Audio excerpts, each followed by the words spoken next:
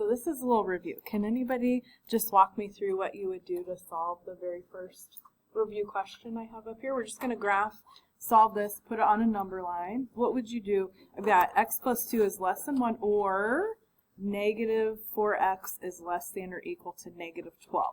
If you're an or statement, you got to satisfy one or the other, so we don't have to satisfy both. What would I do first if I was trying to solve this? What do we think? Okay. All right, so then we've got, what, x is less than negative 1. And then what would you do with the other one?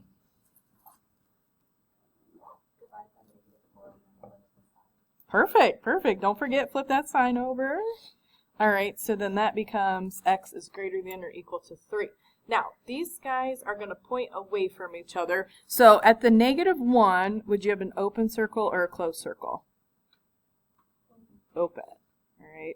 And then less than goes to the left, so the arrow would be any number representing, that looks like I'm drawing to the side there, any number less than negative 1. Okay, would we have an open circle or a closed circle at 3? Close. Okay, so 3 is part of the answer because it's the or equal to part, whereas negative 1 would not be part of the answer.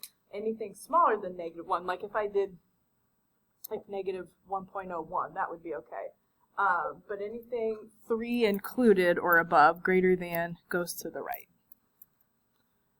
How would you go about solving the second question? So I've got, this is an in-between, this is an and statement. This means I have to satisfy both parts of that inequality. So I have 2 is less than, what, 3x plus 5, and then less than or equal to 14. What would you do first if you're trying to solve this compound inequality, that second question? What do you, just raise your hand and tell me. Hayden, what do you think? Yes. Just go all there. All right, so I've got negative 3 is less than 3x less than or equal to 9. Okay, so not quite done. What would you do next? Good. Okay. And thankfully for us, these are all nice numbers. All right, so I've got negative 1 is less than x. No sign flipping or anything. We didn't divide by negative. Less than or equal to 3. So what that means, it just means my values are between negative 1 and 3. So again, the little symbol here, if it's just a plain less than or a plain greater than, it's open. And I always remember, if you see it, it's solid. So less than or equal to means I could be equal to 3. And then we're just connect the dots. We're just in between these two. Any of those numbers will work for both. If I go outside of that, then I'm not satisfying my inequality. All right, those are inequalities in one variable. We're going to do inequalities in 2 variables today. So we're going to call these a linear, because they're going to make the shape of a line for most of the questions. We're going to do a little review with absolute value today. But in general, linear inequality is an inequality in 2 variables whose graph is a region of the coordinate plane that is bounded by what is usually called a boundary line. All right, now, when you have your boundary line, most of the time it's really good to put it in mx plus b form. And so if you have a greater than or a less than, either one, less than, greater than, do you remember, like, is the boundary line solid or dashed? Dashed, right. Okay, so we have like a dashed boundary line. Okay, if you have a less than or equal to or greater than or equal to, that means the line is part of the solution, so we have a solid boundary line. So if you have a dashed boundary line, any point on that line is not part of your solution. It's like an open circle on the number line. If it's solid, it's like a solid circle on the number line. They're all part of the solution. Okay, now, if you have in mx plus b form, it just shows us less than or equal to or less than, do you know where? Do you shade above or below the boundary line if you have less than? Remember? Below. Okay. Less than is below the boundary line. And so then if you have a greater than or equal to, all the points are going to be above the boundary line. So we're just going to practice graphing a couple linear inequalities here in mx plus b form. And then we'll do a couple with some absolute values just to review that a little bit. But you would just graph this like a normal y equals mx plus b. So there's two things I think about before I start to graph it. Should it be a dashed line or solid? So this says y is greater than. So I would have a dashed line. And if it's greater than, I'm going to shade above that line. All the points above that line is going to satisfy that inequality. So all I'm going to do, just find 2, make sure, just for me, make sure you're on the y-axis, right? The axis that goes up and down. Somebody always starts on the x-axis on accident. So find 2. All right, now my slope is 3, but you want to think of that as 3 over 1. So you make sure you move over to the side. So I'm just going to go rise over run, up 1, 2, 3 over 1. And maybe just do 1, 2, 3, just a couple points here. And it doesn't have to be perfect. If you want to draw like another point, maybe you can just make a dashed line. Probably should have got the rulers out for us again today, but that's okay. So dashed line. Now, sometimes these are tricky to figure out where you're going to shade. So if you're ever not sure, all right, put your pen, pencil. I'm going to use my highlighter because that's what I'm going to shade with. Okay, on the boundary line. If you're not sure where above or below is, if you're going, this one's greater than, so I'm going to shade above, just draw straight up from that line, and that'll tell you the part of the graph that you want to shade. So all these points would have a y-coordinate greater than 3 times the x-coordinate plus 2. Above, and again, sometimes if the line is kind of almost vertical, it's tricky to see. Just put your pen, pencil, whatever you're working with on the line, draw straight up, and that'll show you the half of the graph to draw on. All right. We're going to do a dashed line or a solid line for the second one. Dashed. Okay, shade above or below? Below. Fabulous. You guys are all diligently graphing, I can tell. All right, go to -5. Make sure you're on your y-axis. Y-axis is the vertical axis. All right, and then we're just going to go, our slope is 3/4. So rise over run, I'm going to go up 1, 2, 3, over 1, 2, 3, 4 to the left. And technically, I only need 2 points to make a line here. So I'm just going to make it a dashed line. Now, less than goes below. This one might not be as bad, but if you're not sure, just put your pen or pencil directly on the line. If you want to draw less than, draw below, just draw straight down. That'll show you the part of the graph. All these y-coordinates are less than 3/4 the x-coordinate minus 5. Where would you start this third lovely graph here? I've got y is greater than or equal to -1/2 x. Like, where would I start that? What's my y-intercept for this graph? What do you think? 0. All right, so I'm going to go down 1. Okay, now it's totally up to you. Whenever you have a slope that's negative, and it's up to you, I usually attach the negative to the top number. So like on this one, I would go down 1 and then 2 to the right. That way I only have 1 negative direction. If you went down and left, that would be 2 negative directions and would actually make you have a positive slope. So if it's up to you, you can attach it to one or the other, but I usually attach it to the rise. And so if it's negative, I go down and right. If it's positive, I go up and right. You can always reverse that, but make sure you only go 1 negative direction. Now, this guy is greater than or equal to, so solid line, and we're going to shade above. So I'm going to go ahead and connect all the dots here with a nice solid line. Any point on that line will actually work for your inequality. It'll be part of your solution. And again, if you're not sure, we're going to shade above for anything greater than. The big part, the open part, goes towards what's bigger, so the y is bigger here. If you're not sure, put your pen or pencil directly on that line, and then just go draw straight up, and that'll show you the part of the graph you want to shade. So all these lovely points. All right. Now, what we're going to do at the bottom, we're going to do a little review. And we're going to graph some absolute values. So immediately, if I see an absolute value sign, what shape should I think of for my graph? V, right? Okay, so don't be drawing a line on these. Question? What happens if you have an inequality graph that has an undefined slope? So like a vertical line? Guess what? We're going to do that in the back in a second. You're just ahead of me. I promise we're going to go over it. We're going to go over it. We're going to do this first real quick. Does anybody remember from a couple of days ago, could you tell me the vertex. I've got y is less than or equal to x minus 4 and then plus 5. What do you think? 4 or 5. Opposite of what that looks like. Copy. For the x, it's what sets it equal to 0. All right, now, once I plot this point, we're going to have a solid line, right? And we're going to shade below because it's less than or equal to. So let me find 4, 5 here. There's my vertex. Okay, how would I find some other points on that graph? Like, what would you do to get the sides of the V?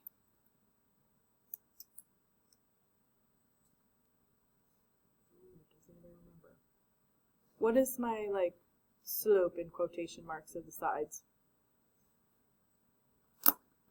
1. So see, there's nothing out in front there, but it exists. So your slope, if you will, to help you create the V shape is just going to be to go up 1 over 1. Just go on either side. And the reason I keep putting that in quotation marks is because technically one side has a slope of -1 and one side has a slope of +1 if we were to actually write the equation of the line.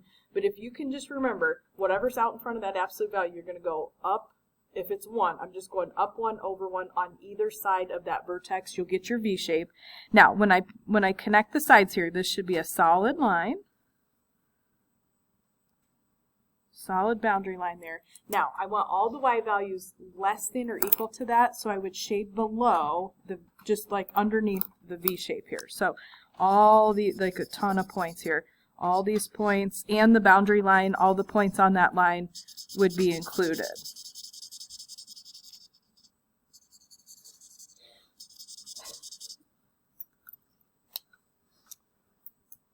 All right, the question right next to this, we got to do a little bit of work on it to operate on it. Let me subtract the 3 here. And when you do that, it doesn't go into the absolute value or anything like that. It literally just goes to the side. So I have negative y is greater than x plus 1 in the absolute value, and then minus 3 on the outside. And then to get the y totally alone, we're going to end up dividing by a negative here. So there's a couple parts to that left side or that right side of the equation. You would divide the absolute value by -1. What I'm going to do, we're just going to put, we don't have a fraction or anything, we're just going to put the -1 in front of the absolute value. But you also have to divide the 3. And if I'm working with an inequality and I divide by a negative, what's the other thing I need to do? Flip the sign. All right, so I'm going to write it underneath because I wrote too big. So this would just be a plain y. Now it's going to be less than. All right, now to take care of the absolute value, divide by -1, we're just going to put -1 in front. It's not going to, do not actually divide the terms inside the absolute value. Do not do that. It's just going to put, like the little -1 will just go out in front. It'll be your slope. All right, and then -3 divided by 1, or -1 is going to be +3. What, after I get this with y by itself, what would the vertex of that absolute value graph be? Go ahead. -1, 3. So we're going to plot that point. Okay, now, don't forget, in this particular case, my slope, if you will, is now -1. So that negative out front, remember, flips the absolute value to go upside down. So all you're going to do, we're just going to go from that vertex on either side, just go down 1 over 1 on either side. And this one, when I connect this, I'm going to do a dashed line because I just have a plain less than. So all these points on the boundary line are not part of the solution. And we're going less than here. So I'm actually going to go below. In this particular picture, the way this is, below this line is kind of inside the V, like this. All these points have a y value that's going to be less than negative absolute value of x value plus 1 and then plus 3. All right, now I'm going to try one more with you guys. Now, we're not going to flip any signs or anything here, but I wanted to show you what to do with the 2 in front of the y. So, first thing, get rid of any addition or subtraction. I have this plus 4, so I'm just going to move that. So I got 2y less than or equal to negative, and then I've got the x minus 5. The minus 4 would just go to the side of that. All right, very similar to this last question. I'm going to get y alone. I'm just dividing by a positive 2, so we're not flipping any signs over or anything like that. Now, I'm going to write it underneath here. if I divide by 2, does anybody know what would go out in front of the absolute value? What do you think? Yes, this would be -1/2. So just think you had this little, this has a 1 in front of it, or -1 in our case here, so I'm just going to pull that to the side. Do not actually divide the terms inside the absolute value by that. You're just going to put it in front. And then on the end, -4 divided by 2 is just -2. What would my vertex be for that one? The very middle of the B. B, I can't speak. What do we think? Liam, you tell me. Perfect. 5, -2. Opposite copy. Okay, so find over 5 down 2. All right, now, when I do this, this is going to be a solid line we're going to shade below. And for this, what you do with your slope, we're going to just go, I'm going to say my slope here. You don't have to keep writing that. But I'm going to go down 1 over 2 on either side. Down 1 over 2. And this should be wider. Remember that 1/2 makes this a shrink, so it's wider. The negative just flips it over, and we should have a solid boundary line here. And this will be similar to the graph we just did because it's less than, and we're just going to go underneath the absolute value, so it's kind of like inside that B shape. All those points would satisfy that inequality. Does anybody have a question? Okay. Now, this is Jacob's question, so we're going to do one first. But anytime I have just a plain Y or a plain X, right? Y, I always think of horizontal, because any Y equals a number is going to be a horizontal line. So I'm just going to find real quick. I usually find where a Y value is 3. Like here's 0, 3, here's 1, 3, 2, 3. All these Y values are 3. And we're going to draw a solid line here, because all those values are going to be included. We have a greater than or equal to. So if you're greater than, you're just going to shade above. So it's literally the whole, like all these points have a Y coordinate 3 or bigger up here. Now, the only type of graph that the above below does not work with is if the line is vertical, which was his question. So let's draw a nice vertical line. Find x equals -4. Like here's -4, 0, -4, 1, -4, 2. This guy is going to be a dashed line. So if you have a vertical line, right, we don't have above or below. So let me just ask you this question. Where are the x values bigger than -4? Like what part of that graph would you shade? Where do you have x values for the points that are bigger than -4? The right side. This one will actually work kind of like a number line like we did at the top. If you have just a vertical line, greater than is going to go to the right and less than is going to go to the left. Or if you want to just look at the graph, just think about it for a second. Where are the x coordinates bigger than -4? Has to go to the right side. Now, none of the points on that boundary line would be part of our solution because that would be equal to -4, but any point to the right of that would be greater. All right. Now, I'm going to see if you guys can write me an inequality. So I give you a graph. So here's my beautiful graph. And let me write the equation of the boundary line here. Let's see. What is the equation of the boundary line? Let's see, vertexal. So it's got to be x equals a number. All the x coordinates along there are 5. That's the boundary line. How could I write an inequality to represent what's pictured there with the shading? Just raise your hand and tell me, like, what would you write down as your inequality? Jacob, what do you think? Perfect. And it's a solid line, so it's less than or equal to 5. All right. Now, my last one here, this is a nice horizontal line, so all the y coordinates are the same there. Could anybody write me the inequality for this last picture that I have in this example? What would you write down? I've got a dashed line shading below the line. What would you write down for that inequality? Hayden, what do you think? Perfect. Y less than -2. This little boundary line, it's dashed right here, but that would be y equals -2. All those y coordinates along there are -2. Now, based on the shading and based on the dotted line, we're going to be less than that because it's going below. All right, is anybody having a question?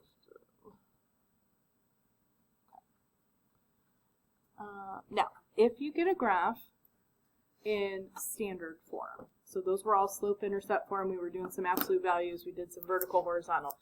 If you get a graph that is in standard form, if you want to use intercepts, you totally can.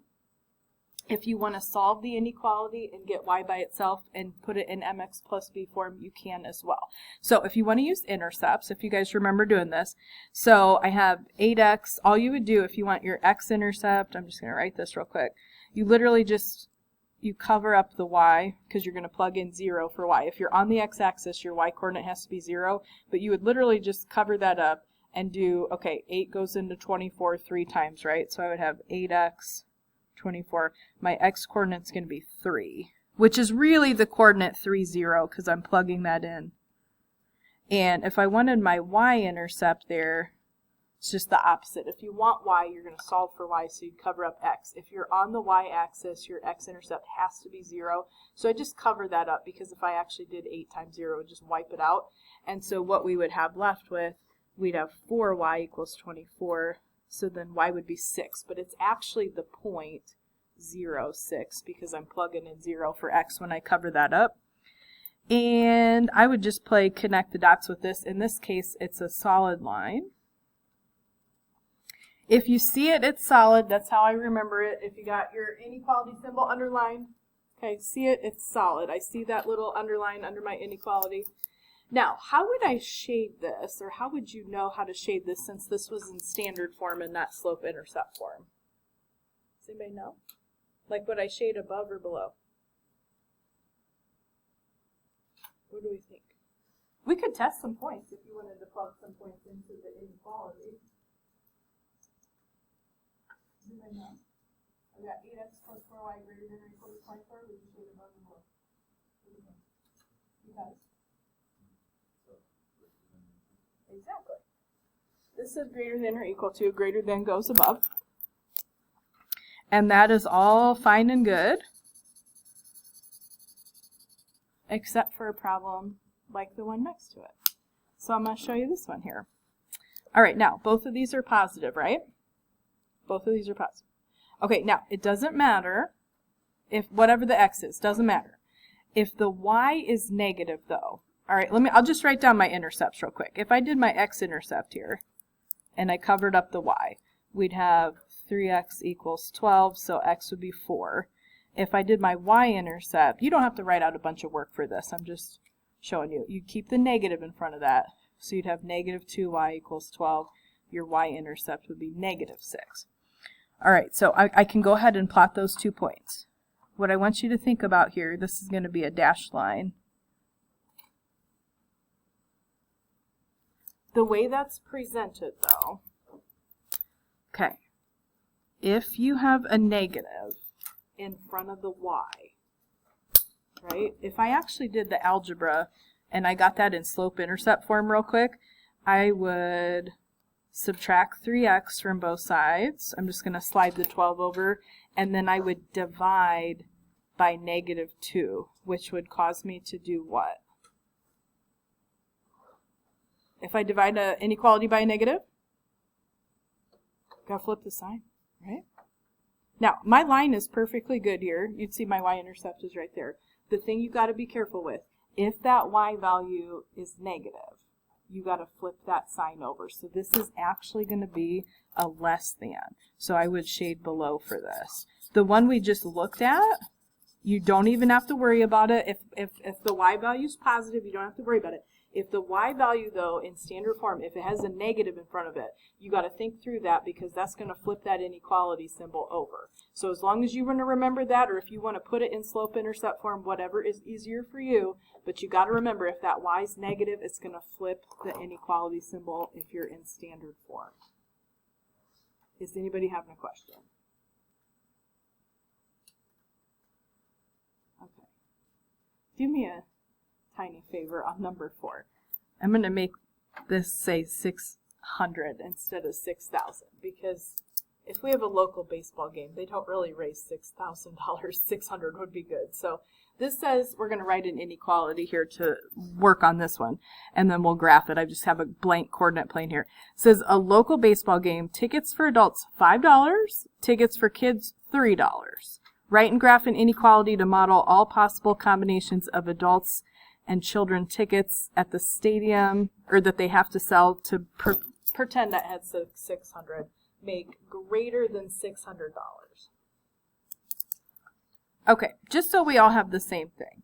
Let's let X be the adult tickets and let Y be the kids' tickets. Okay, and we're going to pretend that says 600 instead of 6,000, because that's not maybe reasonable. All right, how could you write an inequality here if you want the stadium to make greater than $600 on this baseball game? What would we?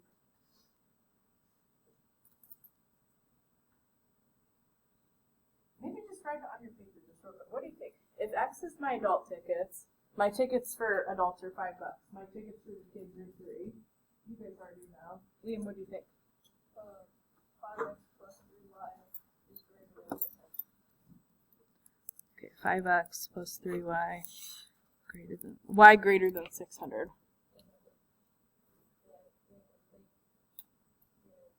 Right. So they want to make more than. So this side, what you're making is represented where the variables are at, right? Okay. Again, I would just do intercepts here real quick. Everything is positive, so there's no sign going to flip over or anything like that. If you take 600 divide by 5, let me see what, I know it's a nice number, should just be 30, or 120, sorry, what am I talking about? 120. So here's all I'm going to do. I'm just going to like come over to my x-axis that is not labeled, and I'm just going to say that that's 120.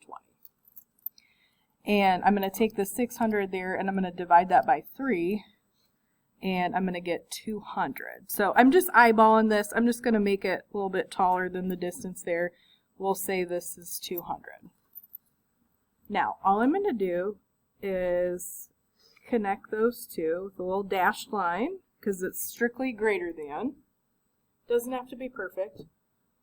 And would you shade above that boundary line or below that boundary line to represent the amount of money that you want to make? Jacob, what do you think? Perfect. Want to make 600, or like more than 600. So I'm not going to, on this particular question, go out of the first quadrant when I do my shading. Does anybody know why? Yeah. Exactly. You'd be making negative. So basically, the 120, what this is going to mean is I sold all adult tickets, 120 adult tickets. The 200 would mean I sold all children's tickets, but I can't sell a negative number of tickets. I can't make a negative amount of money, so that's why you're going to stay in that first quadrant. Okay, now, let me see.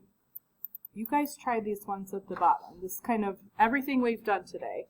See if you could write an inequality for each one of these, and then just above the absolute value, I'm just going to write down like a general form.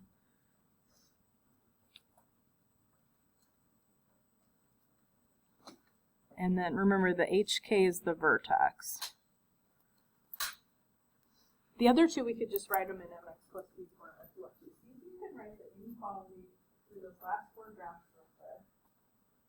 And then the homework I have for you guys is actually going to be on matrix on today.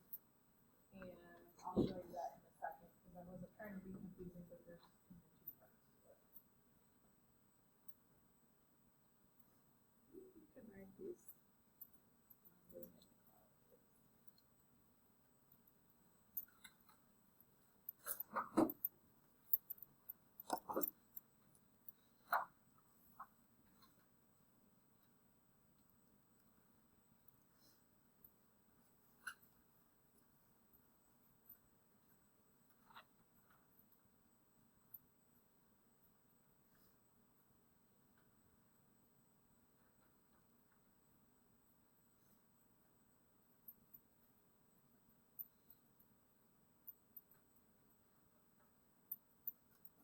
Anybody feeling good about what they wrote down for the first one?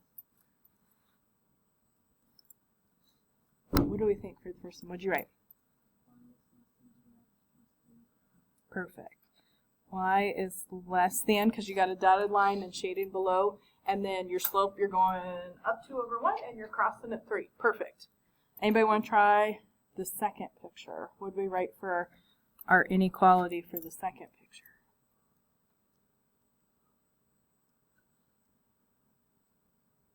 What inequality symbol should I use? Less than, greater than, less than or equal to, greater than or equal to?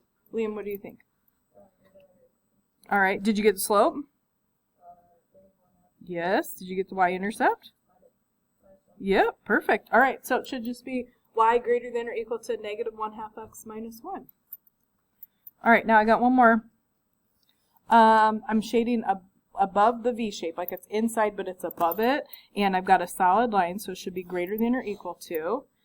All right. Now, if I'm looking at the sides here, it just looks like you're going up 1 over 1, up 1 over 1. So I would not put anything in front of the absolute value.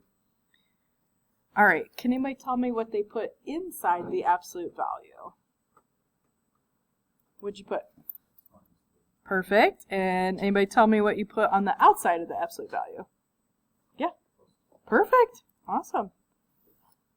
All right, let's try one more. Now, this one, I'm going to put y, and I'm shading below this. It's inside the V shape, but it's underneath that boundary line. So we're going to go just a plain less than, because it's got a dotted line. And I know it's got to start with a negative because it turns upside down. Would you guys put, let me see if I can tell here. What should I put out in front of the absolute value with the negative sign? Can you tell the sides? What'd you put? Yes. All right. So just a 2. All right. What is this point? So it should be x. What's inside the absolute value with the x? What did we put? Inside the absolute value with the x. Just going to be x coordinate of the point, but the opposite of what it looks like. Let me see here. My eyes are getting bad. Looks like 2, 5 is the vertex. So to me, that's a positive 2. In the actual formula, it looks like a negative 2 because it's the opposite of what it looks like to set it equal to 0. And then I'm up at 5 there. So inside with the x, the opposite of what it looks like, whatever the y is, you just copy that and you write that to the side of your absolute value. Is anybody having a question? Okay, if you guys want to get your computers out, I just want to show you real quick. So the Math Excel assignment